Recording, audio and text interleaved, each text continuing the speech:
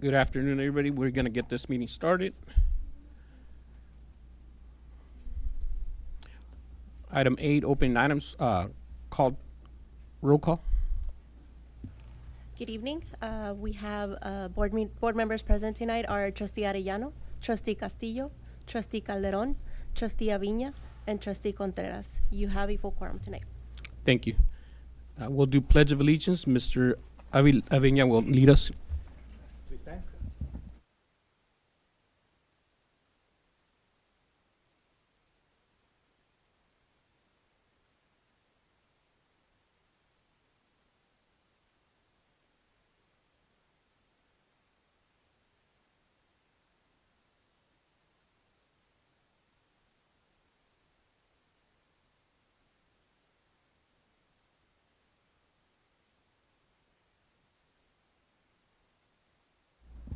Do we have some on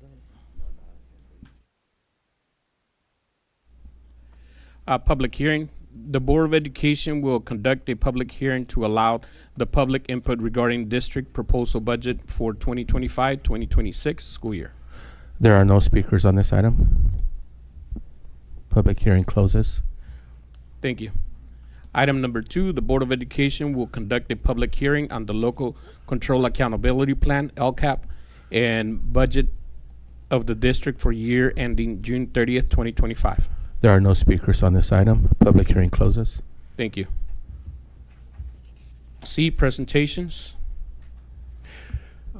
Item 1 is 2025 performance attendance winner Eric Serrano Piceno, second grade at Rockwood Elementary School. Thank you so much, President Contreras. I'm very excited today to present to our board and to our community our perfect attendance winner for the 2025-2024. This is a student who had perfect attendance for the whole entire school year, and we throughout the year, at the end of the first semester and at the end of the second semester, we hold raffles, and kids or our students win bicycles and flat screen TVs and games and different sports equipments and whatnot. And then at the end of the year, we have our grand finale, right? Our end of the year grand prize, which is a family 4-pack tickets to Disneyland. And so today we have Eric and his family here with him. And I also want to share that the 4-pack Disneyland tickets are only made available by the generous donation of Mr. Pimentel and Pimentel Photography, who does a lot of photography here in our school district for many of our schools, but he always gives back to the district. So he runs a business, but he always takes some of his profits of what he makes and gives those profits, some of those profits, back to our schools. And this is one of those donations that he gives back to us in the form of the grand prize for our perfect attendance award. This year also, we got to give credit where credit is due. We have a board member who said, getting to Disneyland is one thing, but then once you're at Disneyland, then you're spending more money once you're inside. So through the generosity of board member Calderon, Fabiola Calderon, we're also including a $100 Disneyland gift card as her donation for this recognition. So at this time, Board of Trustees, I'd like to ask Mr. Eric Serrano Piceno and his mom and his sister, who's a 4th grade student with us here in Rockwood, and Eric, who's a 2nd grade student at Rockwood, and whose mom is a crossing guard with us. So it's a whole family affair here in Calexico. We'd like to give them a round of applause, and if they could step up. ¿Quieren pasar, señora, para tomarnos fotos con el board? Toda la familia? Yeah, they have them. Yeah. Uh-huh. Right up in the front, yeah. Okay.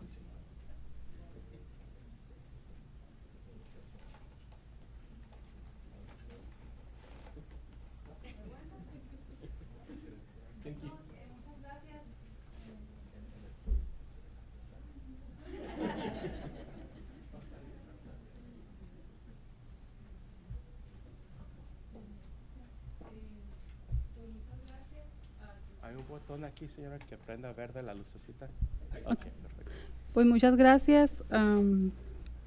Mi niño está muy contento. Y como le dije a la muchacha que me los entregó, como que ya sabíamos que íbamos a ganar. Teníamos 2 posibilidades y yo tenía la confianza que sí íbamos a ganar. Y muchas gracias a todos, la verdad. Gracias. Mr. Pimentel, thank you very much for, allowing us to have that as a grant prize, and thank you for helping us out. Thank you.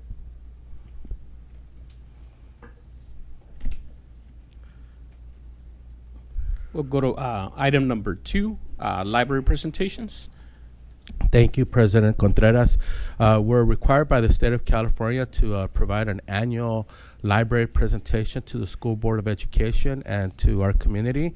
So at this time, I'd like to ask the 2 Ramirezes, Ms. Elisa Ramirez and Ms. Carmina Ramirez, our district librarian, and they're going to provide a brief PowerPoint presentation on our library program. Ms. Ramirez? Good evening, Superintendent Jimenez, President Contreras, trustees, members of the public, staff present. My name is Elisa Ramirez. I'm the Assistant Superintendent of Educational Services. And with me, I have Carmina. She's a district and media specialist for the district. And between both of us, we're going to be doing the presentation. She did most of the work. I'm just going to do the introduction. So as Mr. Jimenez noted, under Board Policy 6163.1, under Library and Media Centers, we are required to do a program evaluation of our library services and conditions and facilities. And then before August 31st, we need to make sure that every data for every library is uploaded in a platform that CDE has provided for us. And so Ms. Carmina Ramirez will be doing all of that on the platforms as soon as we provide this information to you. And I had this slide to present myself, but I think it's more appropriate that Carmina presents it because the next couple of slides, the next set of slides she will be presenting. Thank you. You go. Good afternoon. Thank you. So, I always get started. Thank you. So the report overview has all these sections about access, staffing, quality of collection, and some are more in detail than others, but there's a lot to be said about our libraries and our programs. So it is a brief presentation. I would like to begin with what we follow as librarians. When our goals are to create welcoming environments every day in our libraries to promote the love of reading above all, and that would, we think in turn, will increase literacy for our students.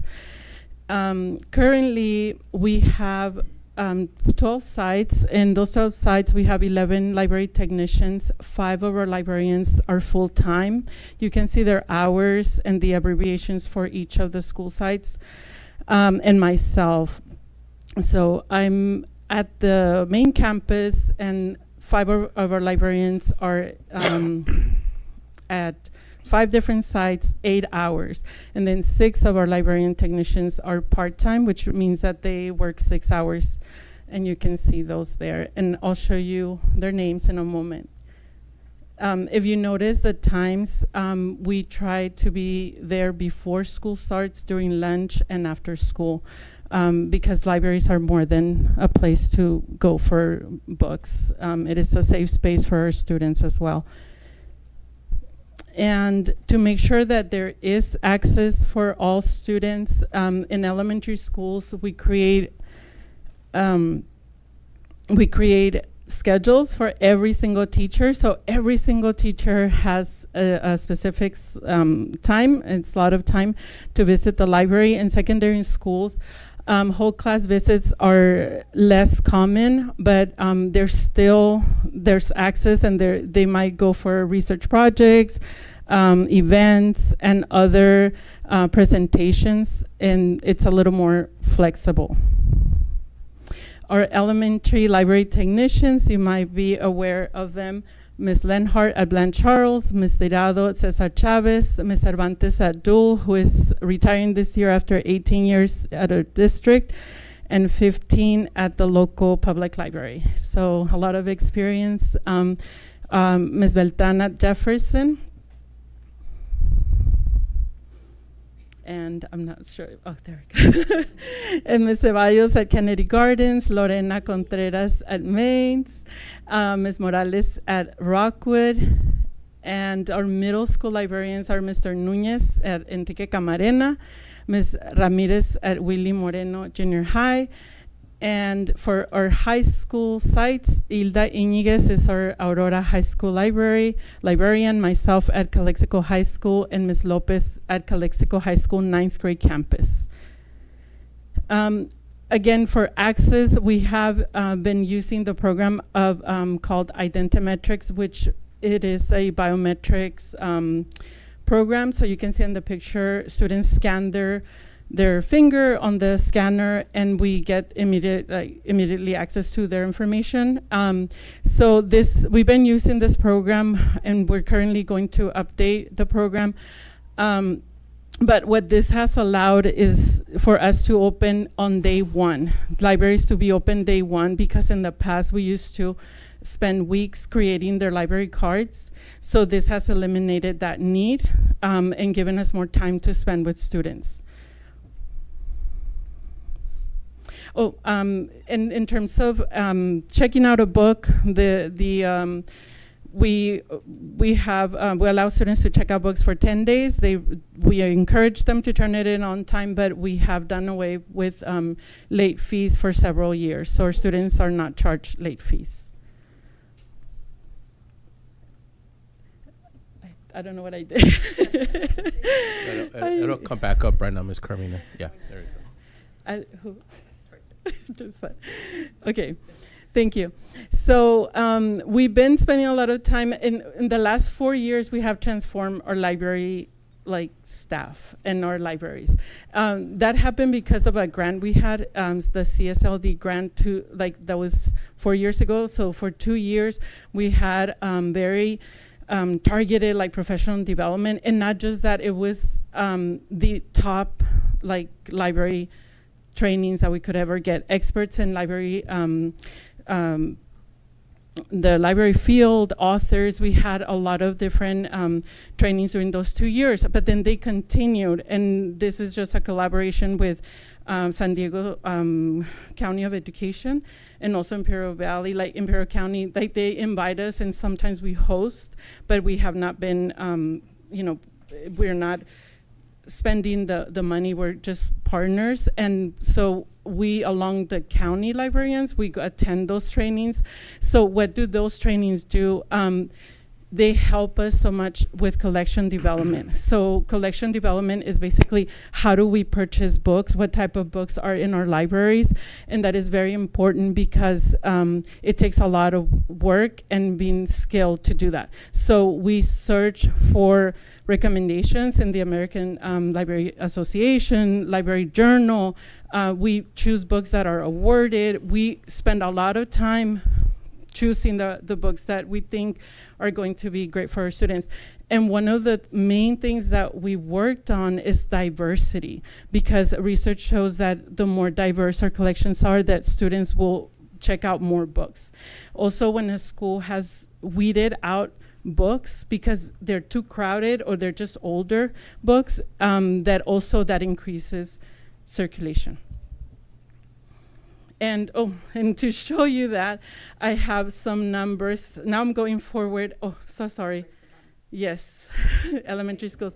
So some of the ways that we can, there's a lot of ways to analyze our data, but these are some of the requests from the report. So items are the number of books, library books that are in our schools. The average age is the average age of the books found there. And this is an average. You could say that, why aren't our books closer to 2025?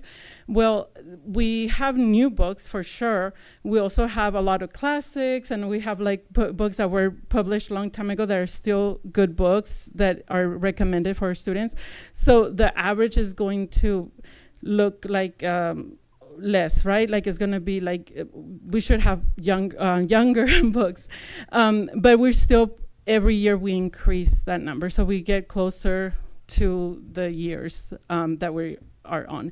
Items per student, those vary, and we don't focus on that as much. More we focus on the quality of books, even though California might recommend about 28 books per student. And then we go to diversity, a part where we're very, very proud, and we worked so hard. We were aiming for 30% diverse books, and this is where we are at today. So different schools, different books, different needs, but our numbers are going up. And then when you look at circulation, this year we just had tremendous growth in different school sites. But if we take an average, you could say that elementary schools in the last 4 years, we have doubled our circulation. So some schools, that ones that you see higher, they have implemented some practices, but also it has to do with our diversity, has to do with how we display books, the events that we do, a lot of different things come into play. So we're very proud of these numbers. And then for secondary schools, we're still working very hard. We had, for the 9th grade campus, 1.5 years without a librarian. We had, in Aurora, we have a smaller population. So we have numbers that we're still working on. If you look at the items on the top, there's still a lot of we need to do at the 9th grade. And then for Willie Moreno is just a huge school, and they actually do have all of those library books.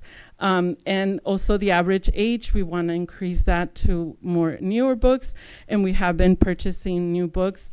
But also our diverse numbers are going up, and they're looking really well, really good. So I would like to see as well numbers go up for next year in circulation, but you can also see at Willie Moreno, this year they did an amazing job as well.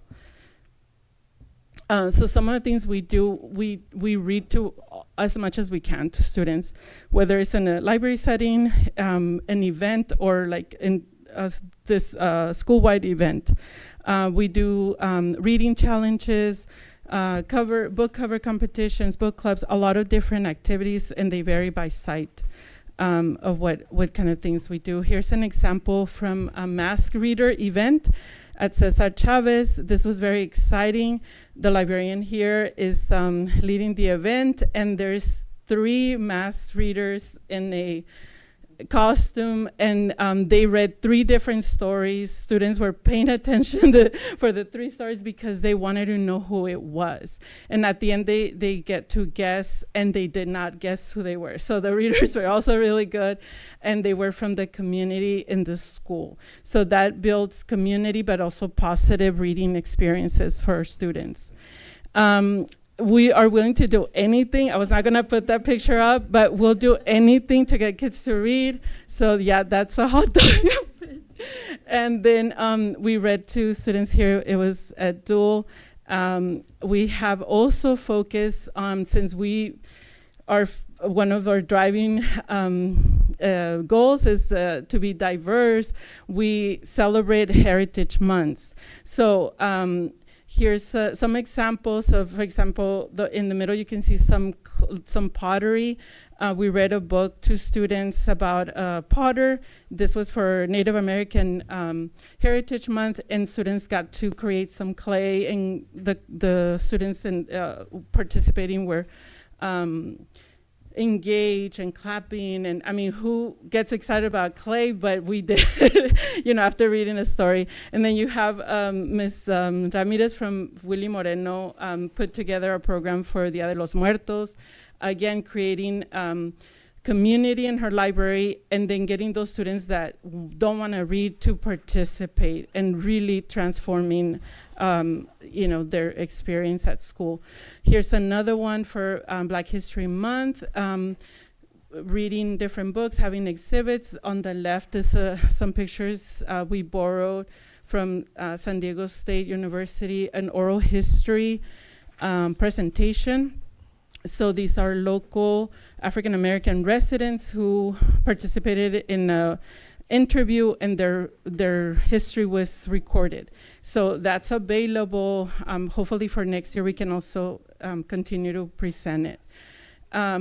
And then different ways to incentivize our students, in this case was having students participate in reading challenges, and those students that not like who did best, but whoever completed the reading challenge got to participate for game day. This is an example where we don't necessarily need to focus on competition, but including everyone to read at their own pace and levels. Then we continue to share books and purchase a lot of books for book vending machines. These are high school students, and the reason why I wanted to show you, these are just some of the pictures. This year we were able to distribute through the English department and language teachers hundreds of books to our students. And what I found very interesting is that high school students get as excited about books as elementary students. And they come back and share how that book was. So that's telling us like they're engaging or reconnecting with reading, which is very important when we think we have maybe lost that connection. I'm almost. Okay. So there's a couple events that we had for authors. This was an online virtual event at Aurora. Aurora students got to keep their book. It was a graphic novel, very, very inspiring. We also had a high school event where we had an author, a poet, come visit us from New York. And it was awesome. We had 2 lunches. We have 2 lunches at the main campus, so all students that participated, they also received a book. And we continue to promote the Calexico Reading Letter, which is when students read more than 10 books, they can receive this letter. And there's a lot more, and we're just trying to summarize. So thank you so much. And the next few slides, part of the work that we have to input is how do we, how adequacy are our facility spaces. So we do have 6 libraries that are modulars, and then the rest are permanent buildings. So when Ms. Ramirez says that Guillermo Moreno has lots of books, they have one of the largest libraries next to Blanche Charles. So the bigger the library, the more books you have, the more circulation. And then we do have all of our libraries had updated furniture through, I think it was the ESSER funding and CLSD grant. We were able to update all of the furniture. So they have new tables and new chairs, and new bookshelves. So they're really nice spaces for our kiddos. The funding that we use, it's now primarily LCAP. And then the schools also do some fundraising, and they purchase additional books through Scholastic Book Fairs. And then the last requirement that we're asked to have is that we've updated our board policy 6163.1 on ed code on challenge materials. And so we did update that and brought it to the board for approval in January 18 of 2024. And that concludes our presentations. Are there any questions? I have a question, Elisa. Mm-hmm. I'm just wondering, the circulation number, how do you calculate that, or what does You wanna that respond? what does that actually mean? I'm just wondering. Oh, circulation is when a book is checked out and then returned. So Uh-huh. that would be one circulation. Oh, okay. And we have a program or library management program that we can draw reports from there. There's two different there's different ways, but we just create a report for this school year. Oh, okay. Mm-hmm. I was wondering because the 9th grade campus has a very low number. Yes, and like I said, the library was open again in January. Oh, okay, that's It right. was a year and a half that it was closed. Oh, okay. But still, we can increase that a Yeah. lot more. Maybe the age of the books too, little Yes. outdated there. So although we went through this big Yeah. transformative Yeah. process, it didn't happen there the same way as in other places. schools. Okay. Yeah. All right. And thank you for having those welcoming environments in the libraries. That's very important. Thanks. Thank you. And if I can just add as well, just in closing. Can't let you do well. I just want to say thank you, Ms. Ramirez, again, and to you and your team in the district, both Ramirez's, right? Again, we see and hear things, right, through the LCAP about libraries and programs, but the presentation, the visuals are very nice for us as a board to see all the activities. We don't often get to see that. and see how the space is being used, at the school sites and the program. So just, I think on behalf of us, thank you for the work. And I'd like to add that ever since we brought a district librarian, Carmina has been able to transform our libraries and she doesn't say enough of what we do, but even our librarians, we present data on the LPAC and we tell them how important what they do when they read to students impacts even our academics. So we've done a lot of trainings with them, and so most of them, if not the majority of them, are reading to students now. So it's really transformed from what we used to be 5-10 years ago. Thank you. Thank you.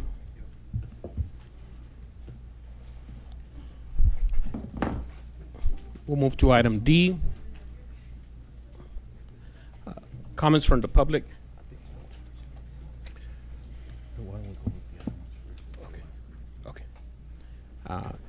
Comments from the public. The board will take any and all items from the public related to an item on the agenda or any other item of district businesses that is not on the agenda. We'll go with Ms. Melissa Gamboa.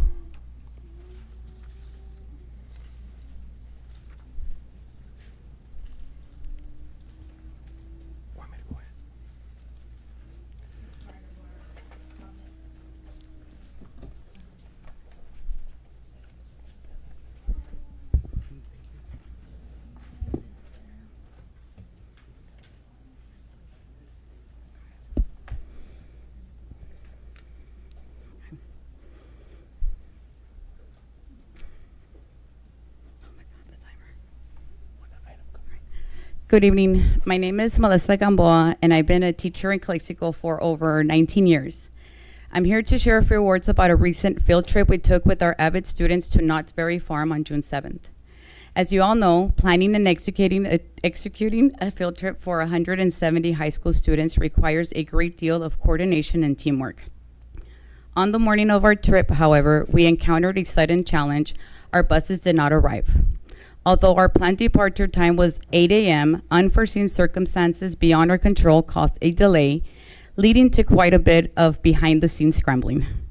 Thanks to quick thinking, strong collaboration, and the support of administration and transportation staff, we were able to resolve the issue and get on the road by 10:13 a.m., just 2 hours and 13 minutes later.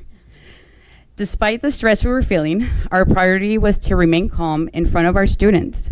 We knew that worrying them would only make things harder for everyone. So we got to work. We contacted everyone we could. We spoke with Mr. Jimenez, Victor Saldaña, and Victor Lopez. And together we came up with a solution. We had to think fast and pull together, and because of that teamwork, we made it happen.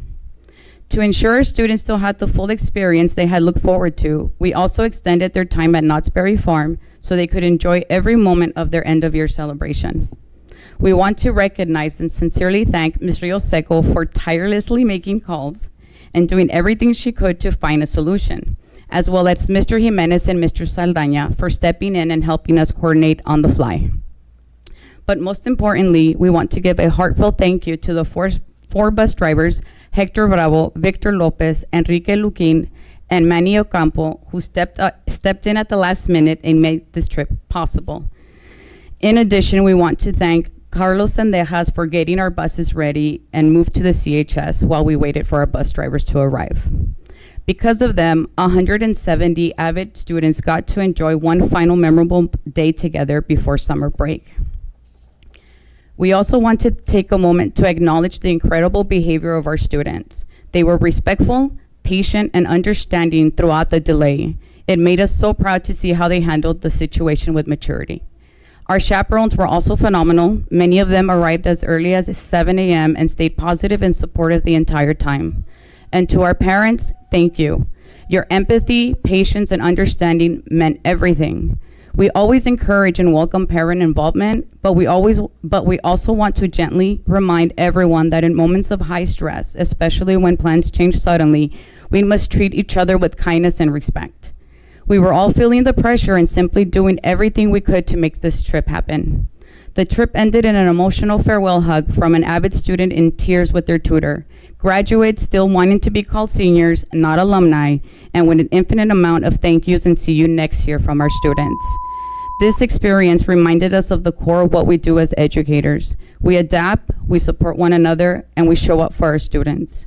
We're already taking notes and reflecting on how to make our future trips even smoother, and we want to thank everyone who helped us turn a rough start into a joyful, unforgettable day. Thank you. Thank you.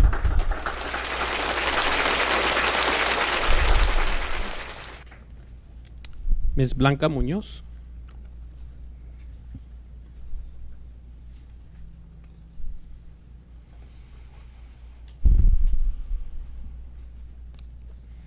Hola, buenas tardes, miembros. Con todo respeto, vengo aquí a pedir el apoyo para la reubicación adecuada para mi hijo con autismo grado 2, quien además también tiene incontinencia y usa pañal. También por medio de la presente me dirijo como madre de un alumno con diagnóstico, quien cursó este ciclo 2024-25 con la escuela primaria Roadwood, y me veo en la necesidad de venir a manifestar aquí mi profunda indignación, frustración y tristeza ante las múltiples situaciones de negligencia, falta de empatía y trato indigno que he vivido a lo largo de este ciclo escolar por parte del personal administrativo docente de apoyo en dicha institución. Desde el inicio reporté con responsabilidad la preocupación de los constantes episodios de acoso escolar, bullying que mi hijo sufría por parte de otros estudiantes.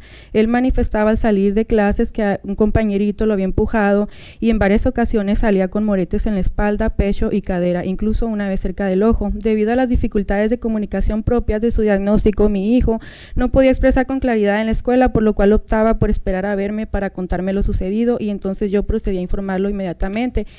El último reporte, que es el que más me preocupó, fue que un sustituto le jaló su oreja de manera inapropiada y sin justificación. El niño me dice que se estaba quedando dormido mientras veían una película y no conforme a eso lo obligó a limpiar el piso porque otro estudiante había tirado jugo o agua. Estas acciones, además de ser humillantes y desproporcionadas, representan un claro abuso de autoridad y una violación directa al respeto y dignidad que merece cualquier estudiante, especialmente un menor con discapacidad.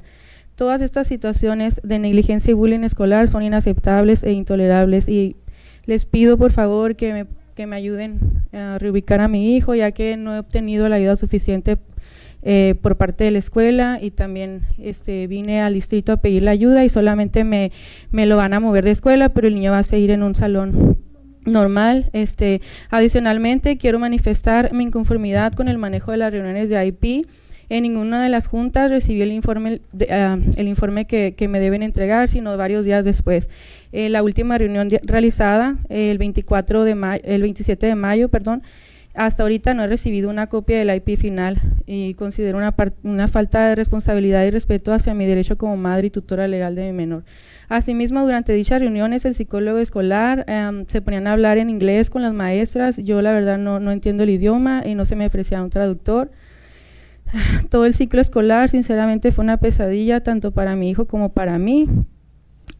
También al final sentí represalias por parte de la maestra de educación especial, Miss Pichardo, ya que ella pues no sé por qué estaría enterada de las juntas que yo estaba teniendo. Ella decía que no tenía espacio para mi hijo y le entregaron un reconocimiento a mi hija. No fui informada que yo podía estar presente hasta que después me dijo que sí, dónde estaba, y pues yo me sentí muy triste de no poder estar acompañando a mi hija y lo tomé como represalia pasiva. Y pues por todas estas cosas vengo aquí a pedir apoyo para que esto no quede impune, y para que mi hijo esté ubicado en un salón donde se le brinde apoyo. Rapidito también el niño pues me llegó a informar de algunas ocasiones donde se le decía que él debía de ir al baño, y mi hijo no es que él no sepa usar el baño, lo sabe usar, pero tiene por su diagnóstico incontinencia. También pues Mónica Jiménez, que es enfermera de dicha institución, en una ocasión reveló información que a mí nunca me tomó consentimiento, ¿verdad?, en una junta de IP, y también se atrevió a minimizar las lesiones de mi hijo, diciendo que ya quisiera ella que su hijo con otro diagnóstico pues no fuera un niño más normal como el mío, diciendo que su hijo sí tenía una discapacidad porque él era síndrome de Down. Y pues todas esas cuestiones me hacen venir aquí, ¿verdad?, a cuestionar un poquito sobre lo que está pasando en las escuelas. Muchas gracias a todos.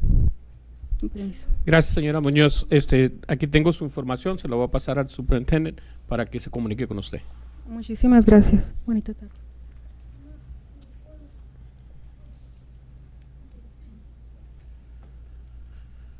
Move to item E, consent agenda.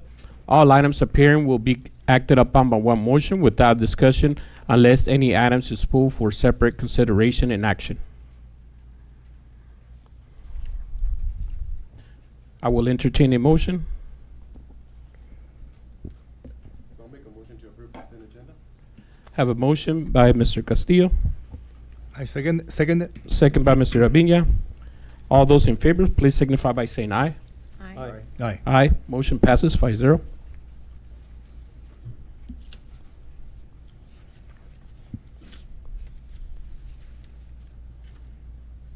F, informational items, superintendent report. Thank you, President Contreras. I would like to begin tonight by congratulating our 625 students from the Calexico High School class of 2025. This year marked Calexico High School's 112th commencement ceremony, a long history of traditions that have incorporated many generations, and we look forward to working hard for many more generations to come. I do want to acknowledge that there was a printing error made in the graduation programs where it left out the names of many students. Please know that we have worked with our printing company. The programs have been reprinted with all the students' names, and we will provide a new program this coming week when students begin to pick up their diplomas on Monday. I also want to share that while we are extremely happy and excited about our graduating class, it is also important to recognize that we do have some seniors this year who didn't make it through the finish line and did not graduate. We are diligently working with these students, with these seniors, and I want to personally encourage any students who have not met the graduation requirements to sign up for our summer school and summer credit recovery programs. Whether you are missing multiple classes or only missing one class, we have a program for you this summer that will put you on track to complete your graduation requirements and earn your high school diploma. Please speak with any of your school administrators at Calexico High School 9th Grade Academy, or Aurora High School for assistance and more information on our traditional high school summer school programs or our credit recovery programs. Speaking of our summer programs, once again this summer, I'm happy to share that our Sparks Expanded Learning Program will be providing a robust and high-quality summer program beginning this Monday, June 16, and runs through July 24th. The program hours are from 7:45 in the morning to 4:45 p.m. for grades pre-kindergarten through 8th grade. Additionally, our Sparks program is providing a credit recovery program at Aurora High School, which actually started this week, but there is still time to register.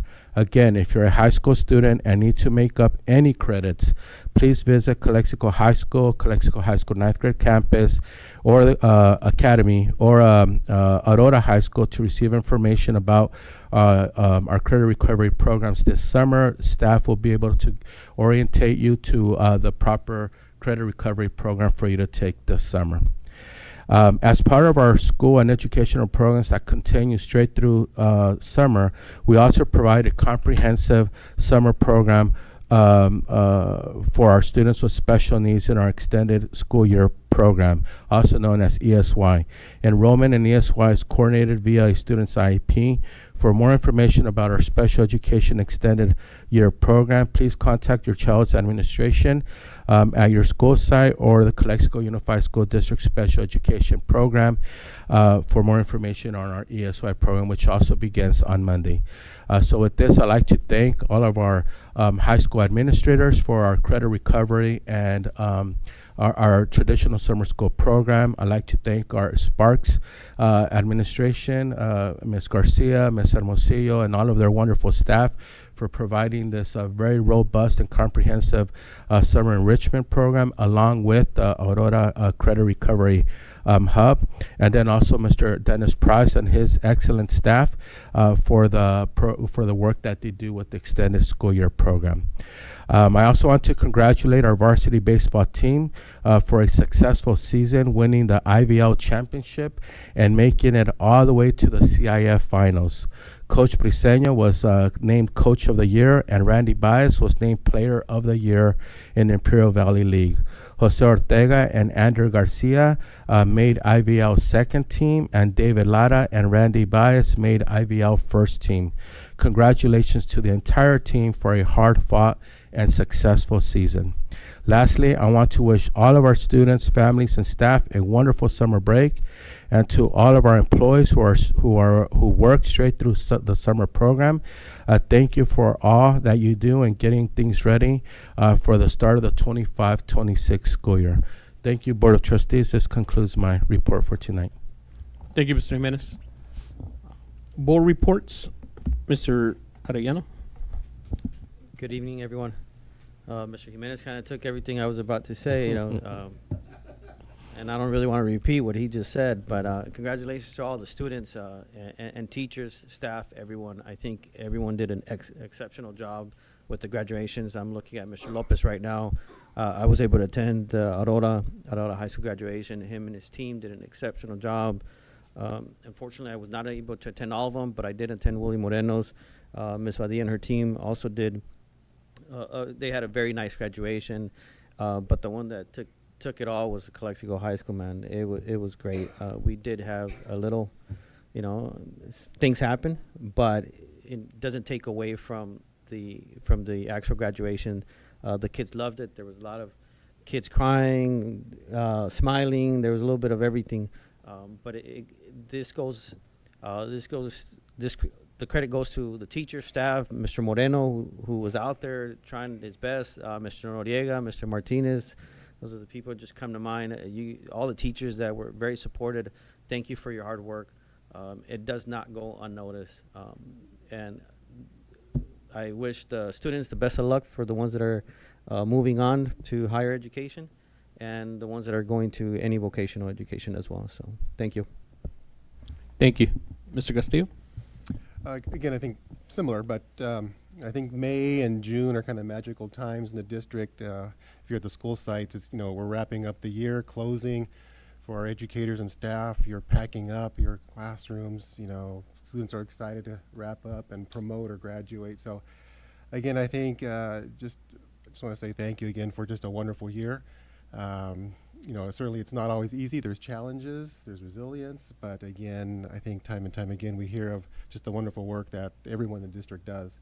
The school sites, supporting the district and all. Certainly those that are wrapping up their year, at the school sites and within the district, there's the summer break, much deserved.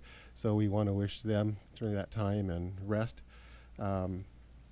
And again, it's just a big thank you, I think, for we'll share a lot of the promotions. There's a lot of work that goes on behind the scenes. We recognize that. We're not able to go to all the events, but we do hear, and I do want to share that. The administration does keep us very much informed of what's happening on Saturday mornings with buses. We were very much aware, and the communication back and forth was in real time. So appreciate everything the district is doing to support our programs, our schools, and students. And I was thinking this week as well, there was we talk about our staff, reminded of a crossing guard employee that was, crossing guard, years and years ago. I'm talking about the 70s and 80s, Miss Duron, and I don't know if everybody knows her, but she was a crossing guard right outside Dual School, crossing Andrade, and actually lived at the house on that corner. Some of us know her family, Mr. Mercy Duron, right? Jimmy Duron, and the whole family and boys. But again, she left us recently, but again, I think it's part of our unsung heroes in our community of Calexico, but also within the district that made a difference. There were many stories about her actions, helping children across that busy Andrade Street, accidents that she, helped avoid. But again, it's just a reminder of many unsung heroes we have going through our district and our community that make a difference for all of us. So I was just reminded of her. So thank you. Thank you. Ms. Calderon? Good evening, everyone. Certainly these last couple of months have been filled with so many celebrations, recognitions, award ceremonies, a lot of fun and getting ready for wrapping up the school year and getting ready for the summer break. And I know we're all going to repeat it, but that culminating event was the graduation at Calexico High School. There's a lot of work that's put into it, weeks of preparation, if not months, up until that very second when the students start walking up front. There's just so much put into it. So I want to thank absolutely everyone, M&O, clerical staff, administration, everyone who worked tirelessly. It was a total success.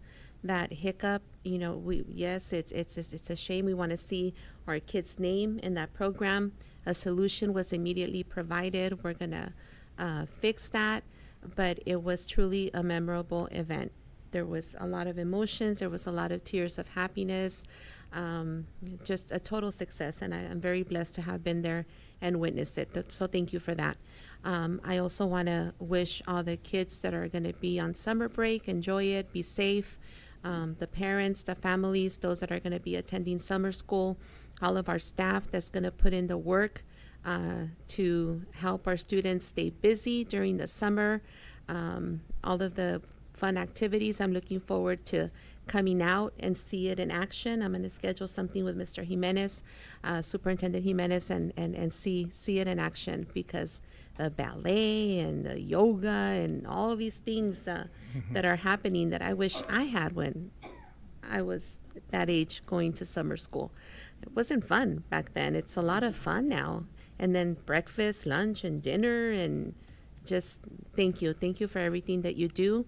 And for our 12-month employees, for our maintenance crew that are going to go into the school sites and paint our classrooms and clean them and get them ready for August. Thank you. Thank you for everything that you do.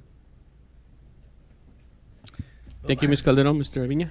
Good evening, everybody. Again, thank you to everybody that made the high school graduation a success. A lot of work behind the scenes. As we were sitting there in the front, I could hear the people, the IT guys in the back, working and hustling, and people don't notice that because they're out there, but we could hear it. Mr. Francisco running around, trying to hide the cable so people wouldn't trip, and a lot of people, a lot of moving pieces. So thank you to everybody, the whole team, and thank you to Mr. Moreno, just promoting that positive environment. When he gets the microphone, he does the magic there. So very positive environment there. I was able to attend Camarena Junior High School in the evening. That was great too. It was an honor, and I felt very good about seeing my former students walk up the stage, both events. That was really nice. I couldn't make it to William Moreno Junior High because I had an event of my own at my own school during that time, but I heard that it was a great success, and so thank you to Ms. Vadillo over there. And that's it. Thank you, everybody, and have a great summer. And again, congratulations to our graduates. Thank you. By the time it gets here, everybody's completed the whole thing, right? They did all the thank you. So I kept it short. No, so really, I think all the elementary promotions that took place, looking at the number of our kids that are getting promoted and going into junior high, then taking a look at some of our junior high and attending some of those events, you could see the pride that each one of those kids has, and now they're kind of giving one, they're giving up an Aztec to become a Bulldog and so on, right? And then we did the Aurora graduation, which I thought was really good. It was 100 plus, both Aurora and adult students that graduated from there. You could see the pride with them, on getting a diploma and moving on with their lives and going into college. The several awards the kids received. Mr. Castillo giving out some money out there for scholarship purposes, some of our kids in there. And then the high school graduation, which, you're looking at 600 plus kids. You look at anywhere else in the valley, it doesn't happen that way, right? And then us being a unified school district, we have to be mindful of all the elementaries, the junior highs and the high schools. So there's a lot of events that we're not able to make it, but we try. And I thank the board and also administration for making it to some of those things. There's still a lot of stuff that we could do better, but I think it's just one of those things that gives us the pride of saying we're moving into the right direction. Thank you. We'll move to discussion, possible action Measure Q. And Yes, we do have a public comment on item number G. yeah, Mr. Ben Horton.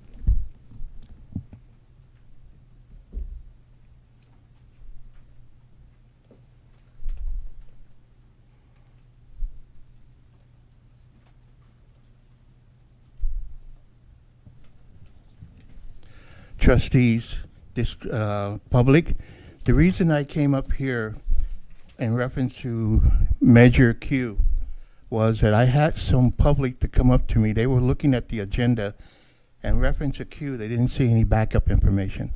Well, the backup information was given out just as you were coming through the door. I hope we're not forgetting about Proposition 39. We're supposed to adhere to that. And I'm gonna look through this and see what I have in my backup information to see if it is something that I have been given before. If not, I'm going to ask questions. What's going on with Proposition 39? As a board, you're supposed to adhere to that. As a committee, we're supposed to adhere to it too. And if we're not, please let me know. Then we'll take the appropriate action. Thank you. Thank you, Mr. Horton. Mr. Jimenez.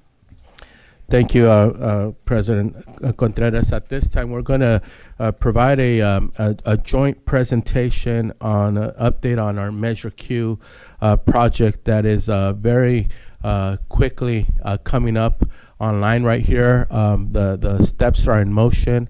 We're working as we speak with DSA.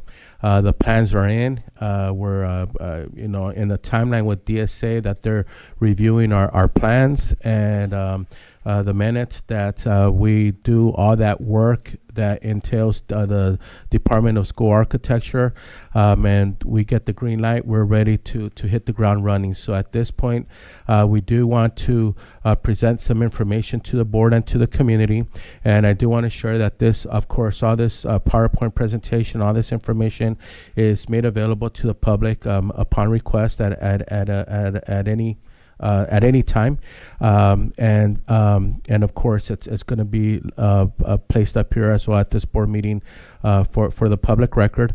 There are some considerations that we're going to need to do as a school district, as a board, regarding Measure Q. As we all know, Measure Q was passed, I believe it was 2019, 2020.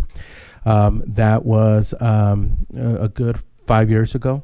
The value of the dollar from 5 years ago is not the same value that it has today.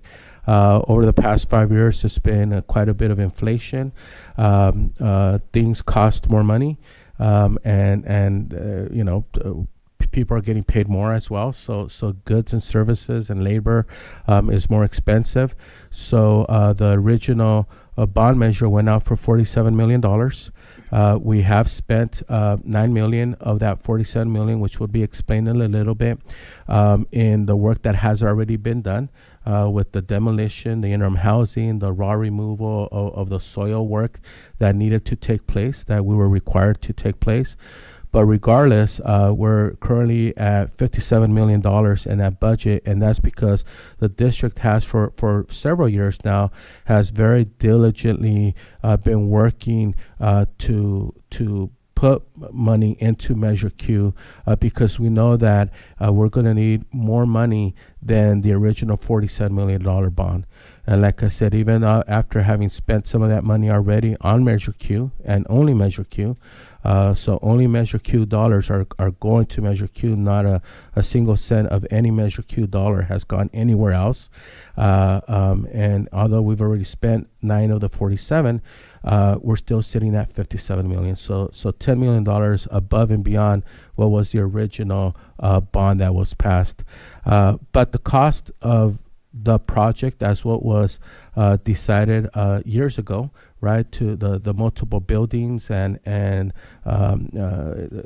you know, the entirety of the project.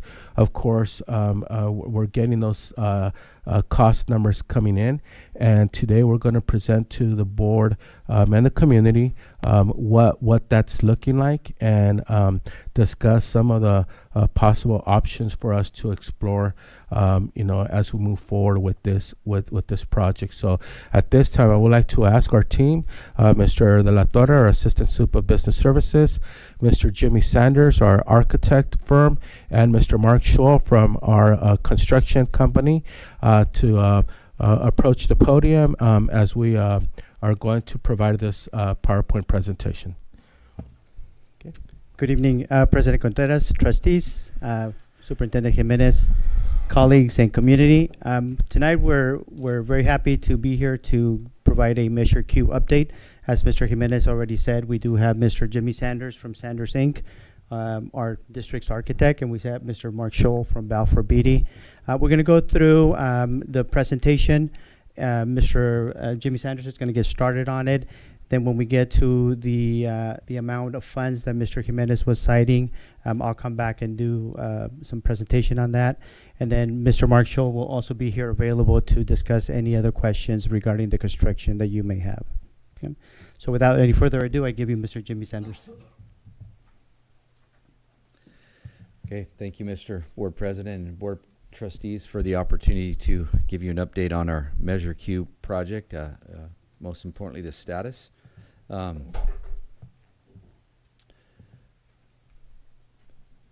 So this first slide shows the most current site plan, which when I say the most current, meaning that all of the revisions that are made to support your current educational program, this site plan reflects that. So a few facts about that site plan. The building 500, which is the administration student services building, that's going to be located directly east of the new parking lot there. We want to point out that part of the project now, we've been able to coordinate the photovoltaic or solar requirement, which is a part of the green code. So included in the project, we're going to be doing some covered parking out there in that parking lot on the west side of the admin building. And then in addition, there'll be 3 EV charging stations over in the faculty parking lot. So that's required by the green code and included in the project. Next is our building 600. We refer to that as a STEM building. So on the top floor, there will be 4 wet labs, and then on the bottom floor, there'll be 4 dry labs. In the 700 building, the bottom floor is the robotics and Mesa labs with 2 classrooms, and then 4 wet labs on the top. The 800 building, the MPR cafeteria, just for comparison, your current cafeteria is about 3,000 square feet. This building is about 20,000 square feet. So it supports the entire student body for your lunch programs and activities. It's going to be a beautiful building. We're really excited about that. And then lastly, the athletic field house, the 900 building, we refer to it as the doghouse. There's 2 multi-purpose physical education classrooms in there. It can be 1 large classroom or 2 separate classrooms. Okay. So these next slides show the exterior elevations of the 500 building, the 800 building, the construction materials. We're going to have composite and aluminum panels, plaster finishes, painted steel finishes, storefront aluminum windows. Are very nice buildings. We're currently working on a flyby in the site and in the buildings that support the current final revised drawings. And I want to point out that we've met with all of the end users, both in the science departments, the Mesa, the robotics, so that everybody is happy and supportive of the current design and what we currently have submitted at the division of the state architect for review. So our project status, our schedule. So we have the project divided into 2 increments, increment 1 and increment 2. That's some DSA verbiage. The project was submitted. The entire project was submitted in March of 2025, and DSA is scheduled to start the review of increment 1, which includes all of the site utilities and the earthwork. This in about a week and a half. We're currently working with Balfour Beatty to prepare bid packages, do value engineering options, and get the project out to bid so that we can be back in front of the board at the September 25th board meeting to award, and then get started in construction with that increment 1 in October. They're scheduled to start the DSA review of increment 2 in the week of July 14th. And after that, we have a very detailed timeline that we want to point out. We're supposed to receive comments back by August 25th. We've got 5 weeks to turn around those comments, respond to comments, and then Balfour Beatty at that point, as soon as we can respond to those comments, they're going to put the project out to bid, to receive bids, and then we are scheduled to be back in front of the board at the January 8th board meeting to award and to start construction in February. So there'll be a continuous movement of construction starting in October through February and the completion of the project. Okay.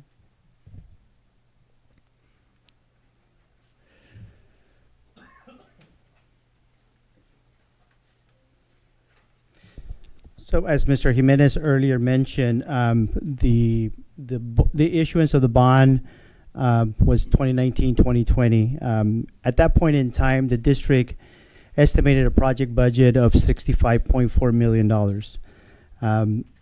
But of course, that was only on an authorized issuance of $47 million. The district did project additional revenue from the A2, A3 state reimbursement applications and the culinary modernization reimbursement application. Both of these revenues did come in. They fell short of what was originally estimated. However, as Mr. Jimenez already mentioned, the district has been strategically working for several years to make sure that we're leveraging other resources. And so fast forward to today, we have been able to achieve to ensure that we have those $65 plus million. Today, as you can see on the screen, where it says total available funding, and you can see the different resources that we're leveraging. We're of course leveraging Measure Q funds, and as Mr. Jimenez earlier stated, those Measure Q funds are only for this project. We have our developer fees. Our community continues to build, and as those fees come in, we've been using and we've been committing some of those funds to Measure Q project, as well as that third line that right now shows $14 million. That's the state reimbursement funds that we have received. The Fund 250 and Fund 351, as we call them, those we've used for other projects as well, but we have been strategically ensuring that we do have at least the projected budget. Also, as Mr. Jimenez already alluded to and mentioned, inflation is a real thing, and we see an aggregate inflation over the last couple of years of more than 25%. Some commodities and some other things, the aggregate inflation over that time period is higher. And so today, Balfour Beatty has provided us an estimate of $82 million for this project. And so tonight we're presenting to you some of the different options that we have as a school district. Balfour Beatty and Jimmy Sanders have been working with the school district. They've been value engineering, right? And Mr. Mark Scholl can explain a lot more in detail as to what that entails. We've also looked at what would it take for us to do a reduction of scope of work. And so you'll see there that on column number 1, we identify the projected budget right now of $82 million. You see the available funding that we have. So if we were to do everything that Mr. Jimmy Sanders presented, we would have a shortage today of $25 million. On column number 2, through the value engineering review that's already been done, Balfour Beatty, Mr. Jimmy Sanders, they have already identified a potential savings of $4.4 million. So again, if we take a look at the available funding that we have today, then that would give us a shortage of $20 million. And on column 3, if we were to take a look at, of course, we would continue to do the value engineering. If we were to reduce the scope of work, in the scope of work example that we have over there is what's known as the doghouse, was been named as a doghouse, then we would be in a shortest position of about $16 million. Again, as of today, we have $57 million in the bank. Among all these funds, we do project to continue to receive additional developer fees in the future years, fiscal year 25-26. We've been at, this year we average about a little bit over $500,000 in revenue from developer fees. If there was more development being done in Calexico, then we may see additional fees coming in. But tonight we're presenting to you exactly what we have. State reimbursement accounts, we are in the process of submitting and working with our consultants and submitting the A4 building, but those funds will take a couple of years to come down the line. Okay. And of course, if the board was to consider, we could always take a look and say, well, what other buildings could we remove, eliminate to be able to only use the funds that we have available. Okay. So I don't know if you want to mention a few things about value engineering, Mark? Yeah. So what we do as the contractor during pre-construction, which is the phase we're in right now, is we work with Jimmy and his team, and we analyze different building systems, and we look at savings. We don't want to compromise the scope. We don't want to compromise the design. So we look at different things within the buildings, manufacturers, building types. So I have a list of things right now that we're working on that total that $4.4 million. Some of the examples are there's currently insulation inside walls and outside of the building, and we don't think it needs to be built that way. So we've talked to Jimmy. He's going to make sure it complies with Title 24, but that's about a $600,000 savings. We've also offered to eliminate VCT flooring and just go with like a sealed concrete, and there's a couple $100,000 in savings there. So when we start looking at different systems like that, there's another option to eliminate some of the eyebrows on the outside of the building.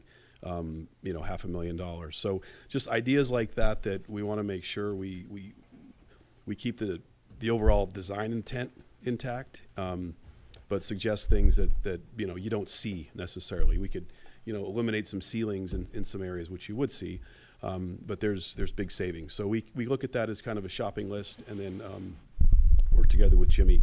But the advantage to having us involved at this stage is we know what the market is for construction, and we follow the trends, and we know what things cost. So there's really no surprises.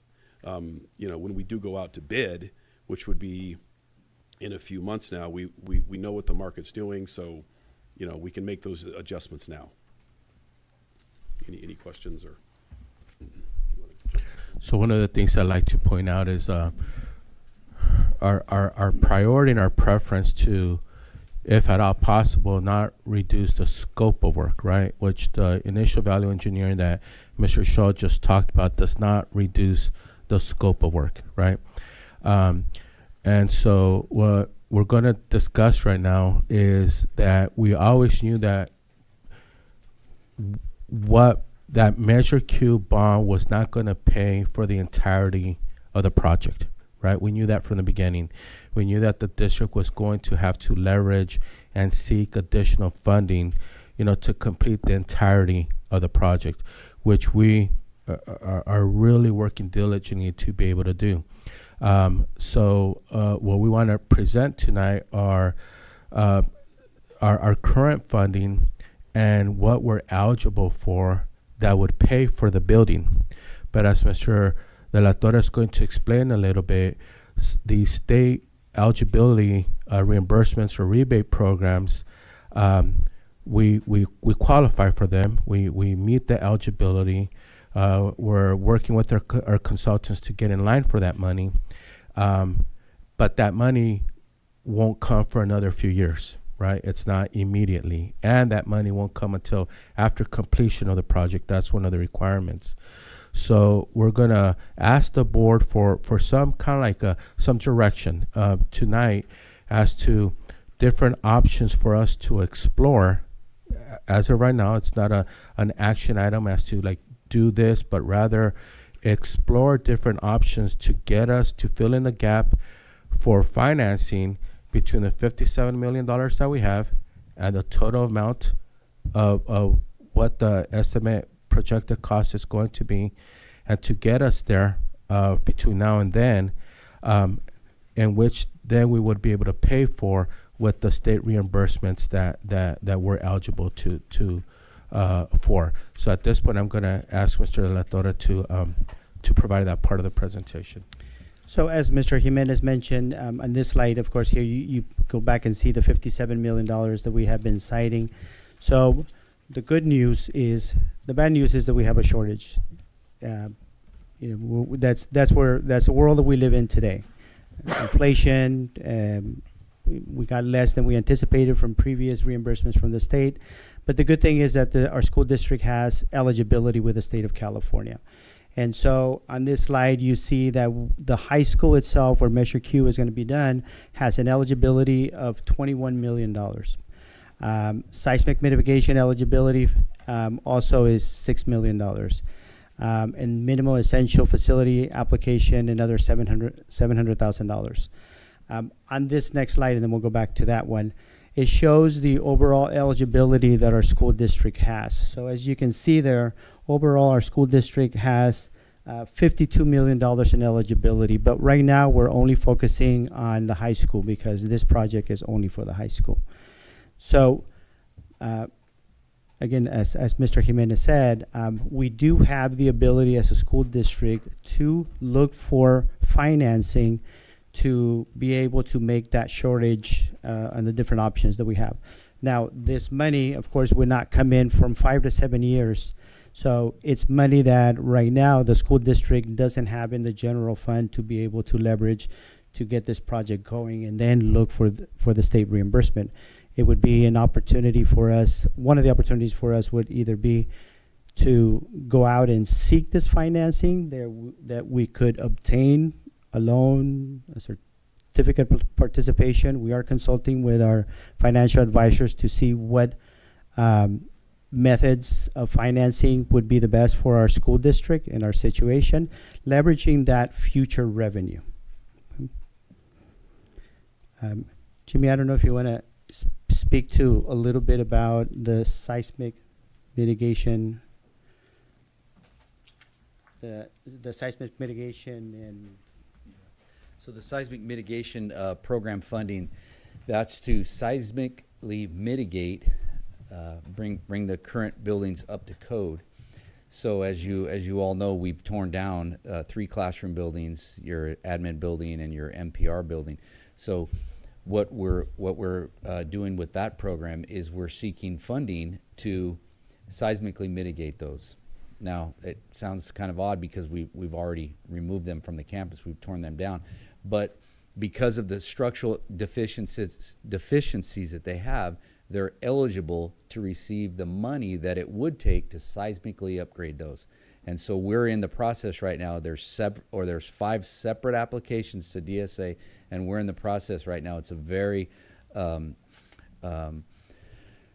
lengthy process to go through, jump through all the hoops so that the district can receive the funds that you would have spent to bring those buildings up to the current seismic code. Does that make sense? Yeah. So as Mr. Jimenez mentioned, so tonight we're presenting the information to you. We're seeking your guidance. We're seeking your advice on how to move forward with this. And if I could ask really quick, just to put it in context, Mr. De La Torre, if you could return the slide where it shows like the options, if you will, the full cost of the 82, the 82 minus the value engineering, the 82 minus the value engineering, and minus the scope of work, which would be the doghouse. What we're asking the board tonight is to get an understanding of and hear from the board here in this public meeting what the board's interest would be, right, in as we pursue our funding opportunities for this project, right? It's not only these three options, right? We could be creative and have different options. But you know, you see an option with no deductions at all, not even value engineering. You see an option with some value engineering, which is pretty par for the course, right? Value engineering happens in probably many projects. And then you do see an option here that does cut into the scope of the project. So we'd like to ask the board to engage in a discussion on the board's interest in this project, and that'll provide us some direction as we move forward in seeking what types of funding opportunities there are out there. There are different vehicles for funding. They're not all exactly the same, and depending on how the board wishes us to proceed, we will go out there and look at the different funding vehicles and bring those back to the board, saying we looked at a certificate of participation, we looked at a loan, we looked at different types of funding vehicles to get us there. Tonight we're not making a decision or asking the board for a decision on that. That would obviously be a contract and a lot more documentation included in that, but just simply for some direction as to what the board would like to see. Just, I think, just for context, one of the things that the board has done is we have given direction for the administration to meet on a weekly basis to make sure that, one, the projects stay on time, that, stay within budget, right? But I think now we come to the realization that we're gonna have to stay on budget and take a look at the real cost of things, right? From my point of view, we're looking at $82,204,000. That is what needs to be funded. If we take a look at the reality of being able to continue doing value engineering and making that reduction, I think we take any reductions that we can get, right? So long as we're not losing what the intent of when Measure Q came out, how they wanted the school to look at and what projects they wanted to bring in there. And I think all the projects that are in there have a purpose, including the doghouse. I think right now, if you look at $4.8 million, it's a lot of money, right? But if we look at where we were at before, adding $4.8 million now, if we add it later on, it may end up being $8 or $9 or $10 million. If you just take a look at the cost of the swimming pool, right, which ended up in the 14 plus millions, right? And then that's just a pool, right? No real buildings covering or anything like that. So now adding the gym and the need for that, especially during the summer and during the exercises and all that stuff that the kids do, I think looking at $4.8 million, it's a lot of money. But once you start dividing it by the number of years of usage and all that, if we go another 100 years before we do anything to the high school, right? From my point of view, looking forward to coming up with the $25 million or so, I think it's something that it's reasonable, taking into consideration that there is fundings out there, for us to recover some of that cost, with the understanding that while it's not a gamble because you received it in prior years, it is a time consuming issue, where you're going to get it, but it's a reimbursement over a period of time. And so taking into consideration that as into what you're going to borrow and what you're going to pay. So if you're taking a look at $26 million, you're probably looking at about $6.3 million during that time that you're going to pay an extra, so that's kind of my thing. But from my point of view, I think we go with the project and not reduce any of the buildings at this time, and then looking at value engineering and other things to consider as we go along. I have a couple of questions on the other possible sources. Do we know on each one approximately when we would be receiving it? Well, maybe my first question would be, how certain are we that this will be coming in? The first answer to your question is our consultants tell us that right now the timeline is 5 to 7 years, right? For all of them. For all of them. Well, right now, some of that eligibility, we would of course ensure that some of the projects that were just completed, like the A4 building, then we would submit for reimbursement. So that'll start the clock on that project. Now that project, we utilize different funding sources. Among them was ESSER, so we wouldn't be able to utilize the ESSER portion of it, but the other portion we would be able to submit to it for it. Later on, as we complete the energy infrastructure modernization project, part of that project is going to be also eligible for state reimbursement, right? The solar structures, solar shade structures, that portion would be eligible. So we'll get in line for those funds. Now, this total completion of Measure Q project, when we have an opportunity upon completion and everything, the notice of completion and everything is done, then that one will be a 5 to 7 timeline, because that's what our consultants are telling us now.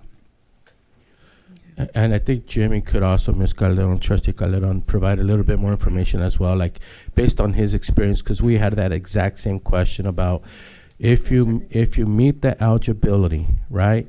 Is it a 50-50, 40-60? What is that probability of once it's confirmed that we meet the eligibility, which we do, we know we meet the eligibility, and we get in line? What is that right now as the world is right now, right? And it has been for many years. And Jimmy, if I could ask you just to share like what you've shared with us before on that.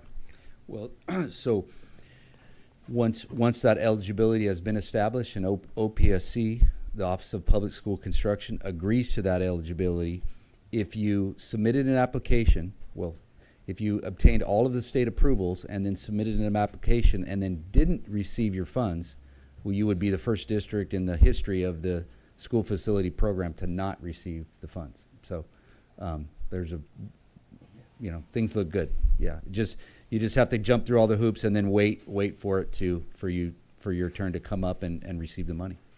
Didn't the seismic have priority? Doesn't that come in rather quickly?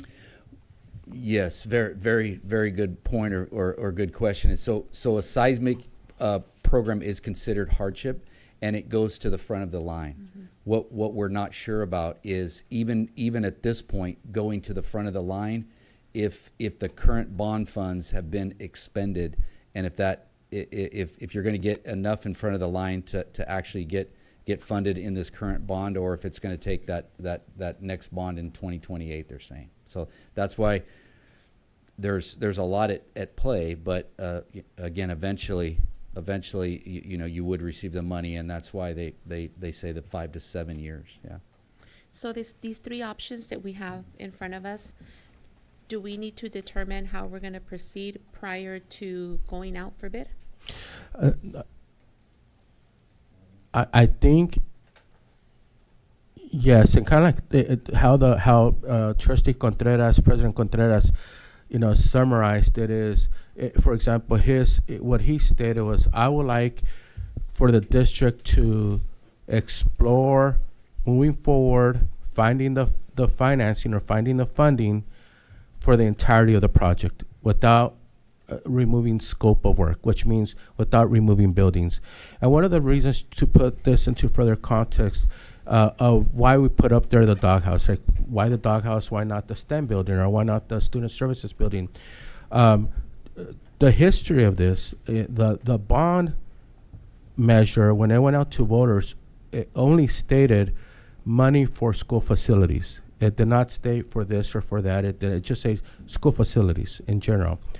At one point thereafter, the board at the time passed a resolution for this project, for the school bond measure to go to the high school and to improve the facilities of the high school, which is very much needed, very much needed. And then ideas were brought forward as to, okay, what would the scope of work be? 1 building, 2 buildings, 3 buildings? And so that took several meetings, that took several discussions. The doghouse came in at the very, very end of all those discussions, right? So we need STEM buildings. Let's put in a a computer lab. Let's put in a STEM lab, a robotics lab. Let's put in a student services lab. Let's do all this. At the very end of those type of discussions, it was brought up, hey, it would be great if we could have an indoor athletic facility. Great idea. I would love an indoor athletic facility, right? That was brought in later, and right now we're looking at the cost of about $4.8 million. So we wanted to put up there not as a recommendation to remove the doghouse per se, but as an example to show, and be very transparent and very honest to see as we explore the total cost of the project. These are some ideas that can be explored, right? These are some ideas that can, and decisions that can be made. Mr. Contreras just stated, for example, I would like to see us make every effort possible to move forward with the project as is, right? You might do some value engineering on whether we put, this type of flooring or that type of flooring, or that's fine.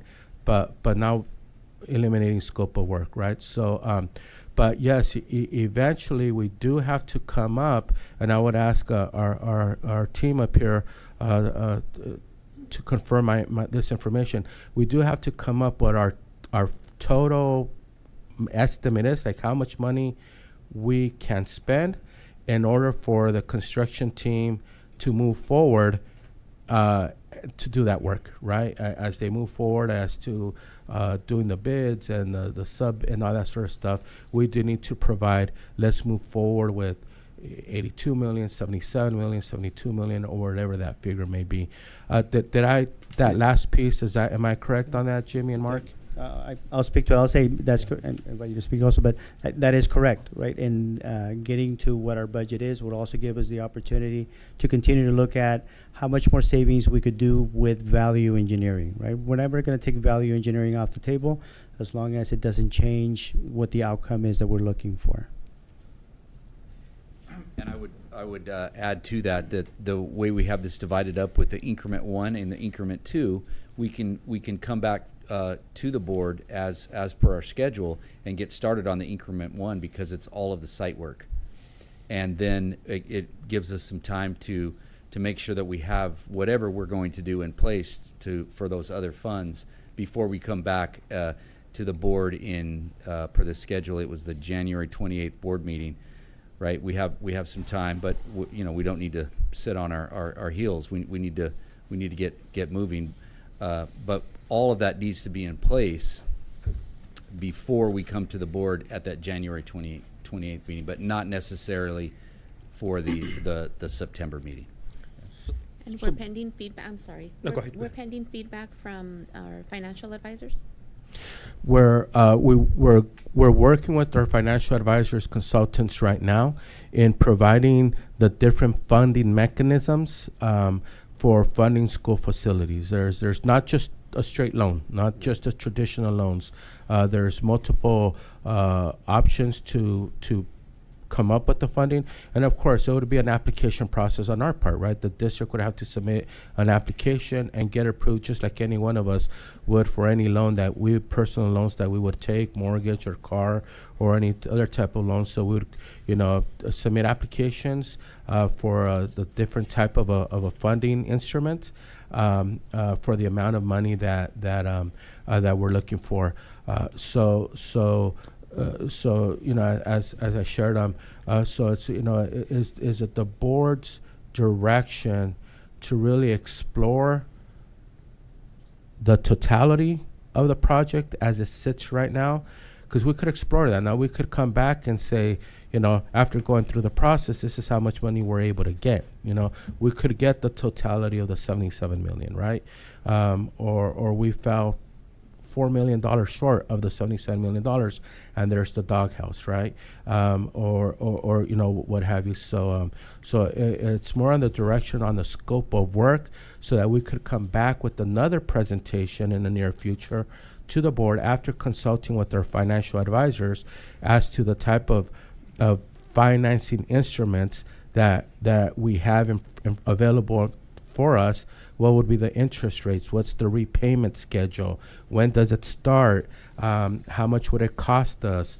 And all that sort of stuff. Bring all those details to the board at a future meeting. And then at that point, we say, let's go with this option, and let's move forward with the project as is, based on the financing information that we bring forward. Well, there's no harm in exploring the full scope of work. There's absolutely no harm in it, and that's our worst case scenario. That's the one with the biggest shortfall, and I can't wait to hear what the financial advisors have to say.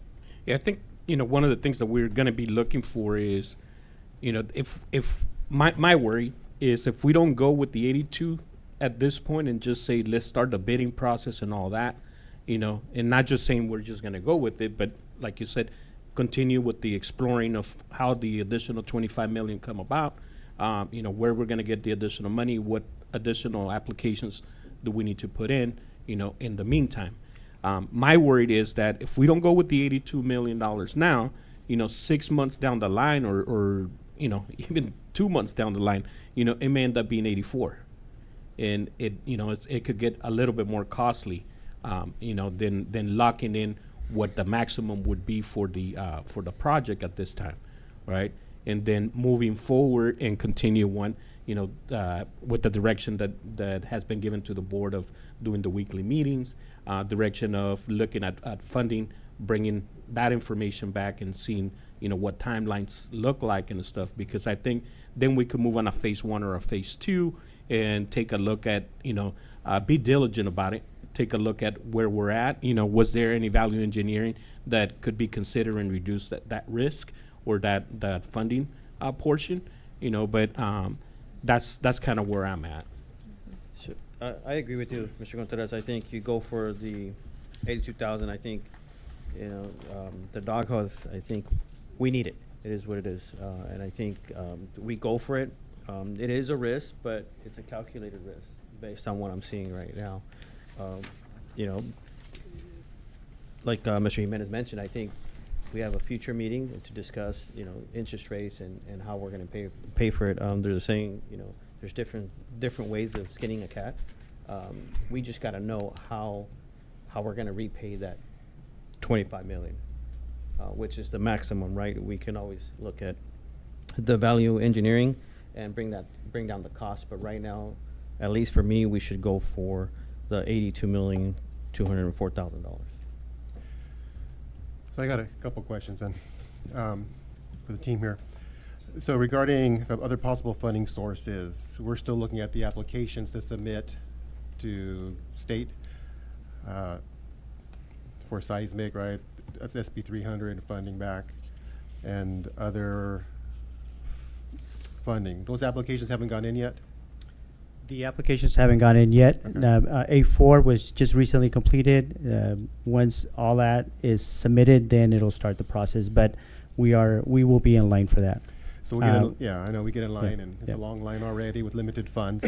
With Prop 2, excuse me, with Prop 2, one of the things that's out there is that a lot of the Prop 2 bond money is already accounted for, and so we have to be cognizant of that and take a look at those inflows of whatever financial instrument we take a look at and make sure that the outflows, depending on that payment schedule, being able to pay it off earlier, of course, and saving the school district interest, that we take a look at all those options. So there's future bond money for this.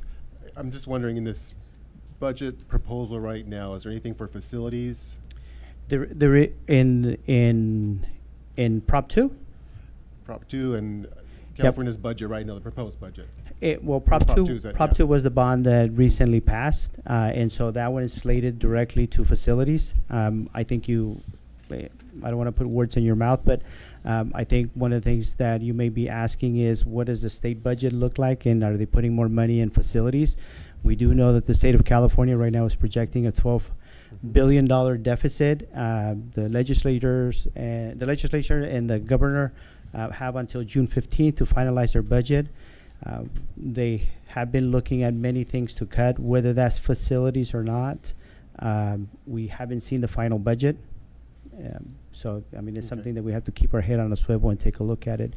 But we can take a look at different financing mechanisms that would be out there. As Mr. Jimenez said, we would take a look and see what is the best option for our school district, and then develop with our lending company, if I could call it that, what those inflows and outflows would look like. And then I appreciate the value engineering and some of the ideas. You know, I think some of them could be added later. The VCT flooring, you know, down the road could be included in the future. So I welcome kind of continuing that brainstorming to look at cost and cost control there. On the increment 1, again, we're just talking about moving dirt, the site preps. That's increment 1.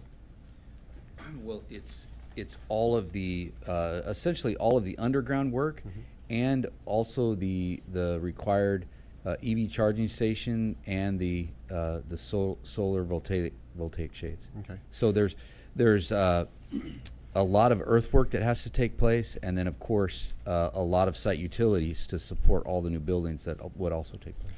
Increment 2 is actual construction, and we go to bid. Yeah. The new buildings, the 400, 500, 600, whatever number, are we looking at modular or as the other ones were, or construction? Okay, so on-site construction. Yes. Okay. Yeah.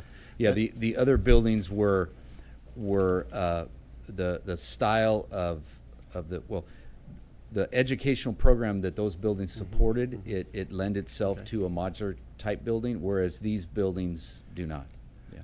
And then I know we're brainstorming and looking at direction, coming back to this, as we look at funding, whether it be that loans or the COPs, the COPs, let's look at that. And I think some other projects have done the lease back, if that's still around. But is that also a possibility? That's what we're doing. Yeah, perfect. Yeah, that. Yeah, okay, good. This good. project is set up as a lease back. Yeah, Right. perfect. Yeah, so once we decide on the numbers and all that, lease back, we'll go out and we'll bid it to the public. We'll get 3 to 5 competitive bids, and then we'll, you know, it's open book transparency, so we show everybody the numbers, and then Right.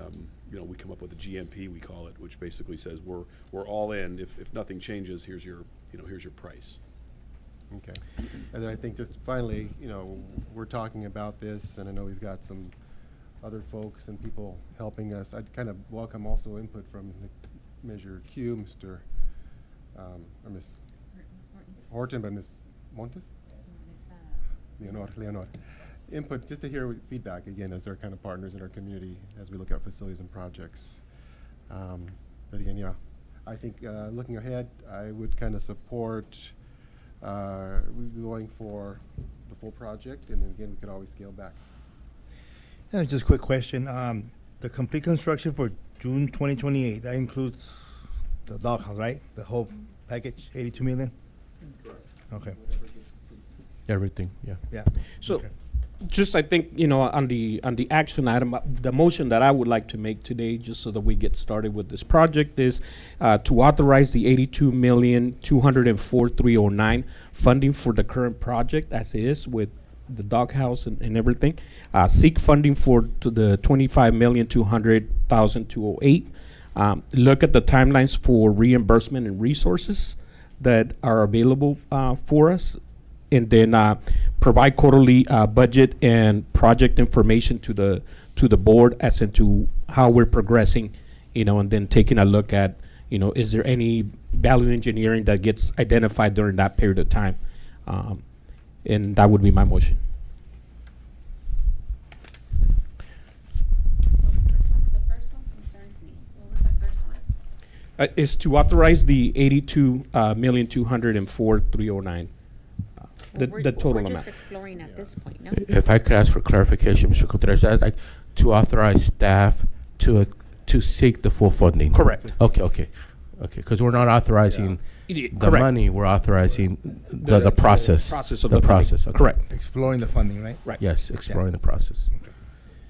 So, I motion to approve what Mr. Contreras just said. So you'll be the second. Yeah, second, that's right. So I have a motion and a second. Any questions or? I think, can we just repeat the motion just for clarification? Yeah, so we're looking to authorize staff to seek, you know, to be able to do the $82,204,309 funding for the current project. seek funding for the 25,200,208. Look at the timelines for reimbursement of the resources and provide quarterly budget and project information to the board as into anything that may come up during that time that we may qualify for, or any project engineering that comes during that time. Any other questions? Call for question. Call question? Okay. All those in favor, please signify by saying aye. Aye. Aye. Motion passes 5-0. Thank you. Thank you.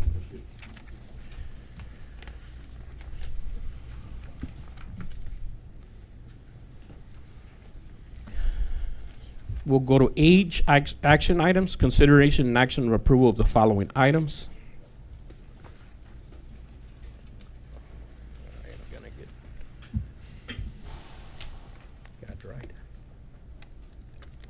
Item number 1, agreement between Calexico Unified School District and Enrique Camarena Public Library to receive free meals for the 2024-25 CACFP program year. Make a motion to approve? I have a motion by Ms. Calderon, second by Mr. Arellano. All those in favor, please signify by saying aye. Aye. Aye. Aye. Motion passes 5-0. Item number 2, agreement between Calexico Unified School District and Sign Factory for marquee repairs at the Family Resource Center. Motion to approve. I have a motion by Mr. Aviña. I'll second that motion. All those in favor, please signify by saying aye. Aye. Aye. Aye. Motion passes 5-0. Item number 3, agreement between Calexico Unified School District and AZ Bus Sales Incorporated to repair the battery cooling control module for electric bus number 19. I'll make a motion to approve with a comment. Second? The repairs are pricey. The repairs are pricey. They are, and I'm glad you made that comment, because this is our oldest electric bus. I think it's from 2020 model. And it's not the battery. The battery's still good, but it's the converter that makes it all come together, and the repairs are pricey. We are looking at training our mechanics and training our transportation staff in electrical bus repairs and maintenance, because now as the fleet is going electric, our folks are with the ICE engines, the internal combustion gas engines. So we're going to invest some money. We're going to need to invest some money on training our folks, our mechanics, and being able to address these repairs as much as we possibly can on site. But for right now, yes, it's a pricey cost to change out some of these electrical components. Thank you. Any other questions or concerns? No. I have a motion by Ms. Calderon, second by Mr. Castillo. All those in favor, please signify by saying aye. Aye. Aye. Aye. Motion passes 5-0. Item number 4, agreement between Calexico Unified School District and Imperial County Office of Education for the Informational College and Career Awareness Night during the 2025-2026 school year. Make a motion to approve? I'll second. I have a motion by Ms. Calderon, second by Mr. Arellano. Any questions or concerns? No. All those in favor, please signify by saying aye. Aye. Aye. Aye. Motion passes 5-0. Item number 5, agreement between Calexico Unified School District and High Tech High Graduate School of Education to participate in the College Access and Readiness for Equity Collaboration for Aurora High School for 2025-2026 and 2026-2027 school year. I'll make a motion to approve. I have a motion by Ms. Calderon, I'll second. second by Mr. Arellano. Questions or concerns? All those in favor, please signify by saying aye. Aye. Aye. Motion Aye. passes 5-0. Item number 6, agreement between Calexico Unified School District and UC San Diego Early Academic Outreach Program for College and Career Services during the 2025-26 school year. I'll make a motion to approve the agreement. I have a motion by Mr. Castillo, I'll second. second by Mr. Arellano. Questions or concerns? All those in favor, please signify by saying aye. Aye. Aye. Aye. Motion passes 5-0. Item number 7, approval of Kennedy Gardens State Preschool Program Self-Evaluation Fiscal Year 2024-2025. If you could please give us just a brief information on that. Absolutely. This is there's no findings on this audit. It's an annual requirement that we have to do a self-evaluation on our program and then submit that report. Like I said, there's no negative findings on it on the program that we're providing. Thank you. I'll make a motion for approval. I'll second. I made the motion, second by Ms. Calderon. Any questions or concerns? All those in favor, please signify by saying aye. Aye. Aye. Motion passes 5-0. Item number 8, addendum to the agreement between Calexico Unified School District and Imperial Valley Regional Occupational Program for core career technical education supportive services to include the Barber Academic in the expanded learning summer program. I can make a motion to approve. I'll second. I have a motion by Ms. Calderon, second by Mr. Arellano. Questions or concerns? All those in favor, please signify by saying aye. Aye. Aye. Motion passes 5-0. Item number 9, memorandum of understanding between Calexico Unified School District and Imperial County Office of Education for use of facilities for summer barber academic career tech education course at Calexico Academy. I'll make a motion. I'll second. Have a motion by Mr. Arellano, second by Ms. Calderon. Questions or concerns? All those in favor, please signify by saying aye. Aye. Aye. Motion passes 5-0. Item number 10, recognition of Booster Club, the Calexico Baseball Booster Club for fiscal year 2025-2026. I'll move for approval. Second. With a comment? Just again, on this, regarding this item, it's a renewal. Just want to make sure, again, with booster clubs, we're always cautious, making sure we've kind of done our checks and balances. We're good to go. Yes, we are, and all the proper paperwork documentation has been submitted, and where everything, all the boxes have been checked off, and they qualify with all the criteria and requirements to continue and be an official booster club. Thank you. Any other questions or concerns? I made the motion. Mr. Aviña seconded that motion. All those in favor, please signify by saying aye. Aye. Aye. Motion passes 5-0. Item number 11, first reading of revision board policy 5131, conduct. I'll make a motion to approve. Have a motion for approval by Ms. Calderon. I'll second that motion. Questions or concerns? Questions, just comment here. In developing this or modifying, updating the policy, working with CSBA or others for model? Yes, absolutely. So we get all of our policy templates from CSBA, from Gamut in particular. I would like to take this opportunity, Trustee Castillo, since you provided the opportunity for the comment to thank Mr. Hernandez for working and putting our district in compliance with the new California education code on the use of cell phones during the school day, during the instructional day. So he did bring in a committee of staff, of the unions, of parents, admin and teachers and classified to provide input throughout this process. And essentially this is a process that all school districts have gone through, are going through, or will need to go through to be in compliance with the new laws. So yes, to answer your question, yes, it meets the requirements of the law and of our policy process. And this is first reading. And this is a first reading. Yeah. And I think there's the last paragraph was duplicated. Okay, we will look Just a at check, that. yeah, first reading. Okay. Yeah. Any other questions or concerns? All those in favor, please signify by saying aye. Aye. Aye. Motion passes 5-0. Item number 12, first reading of revised board policy and administrative regulation 1312.1, complaint concerning district employees. I'll make a motion to approve. I have a motion by Ms. Calderon. I'll second that motion. Questions or concerns? All those in favor, please signify by saying aye. Aye. Aye. Motion passes 5-0. Item number 13, first reading of revised board policy and administrative Regulation 4030, non-discrimination in employment. I'll make a motion for approval. I'll second. I made the motion, second by Mr. Arellano. Questions or concerns? All those in favor, please signify by saying aye. Aye. Aye. Motion passes 5-0.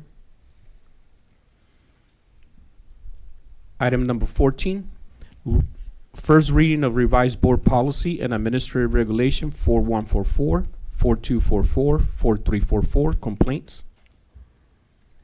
A motion to approve? Have a motion by Ms. Calderon, A second? second by Mr. Castillo. Questions or concerns? All those in favor, please signify by saying aye. Aye. Aye. Aye. Motion passes 5-0. Item number 15. Resolution for the Education Protection Account to establish a spending determination for 2025-2026 school year. A motion to approve? I'll second the motion for the resolution. I have a motion by Ms. Calderon, second by Mr. Castillo. Mr. Arellano? Yes. Mr. Castillo? Yes. Ms. Calderon? Yes. Mr. Aviña? Yes. And I vote yes. Motion passes 5-0. Resolution passes 5-0. Item number 16, resolution for budget and cash transfers fiscal year 2025-2026. A motion to approve? Have a motion by Ms. Calderon. I'll second that motion. Questions or concerns? Mr. Arellano? Yes. Mr. Castillo? Yes. Ms. Calderon? Yes. Mr. Aviña? Yes. And I'll vote yes. Motion passes 5-0. Resolution, my bad. Resolution approving accounting for compensated absences in accordance with governmental accounting standard boards. Statement number 101. I'll make a motion to approve? Have a motion by Ms. Calderon, I'll second it. second by Mr. Aviña. Questions or concerns? Mr. Arellano? Yes. Mr. Castillo? Yes. Ms. Calderon? Yes. Mr. Aviña? Yes. And I'll vote yes. Resolution passes 5-0.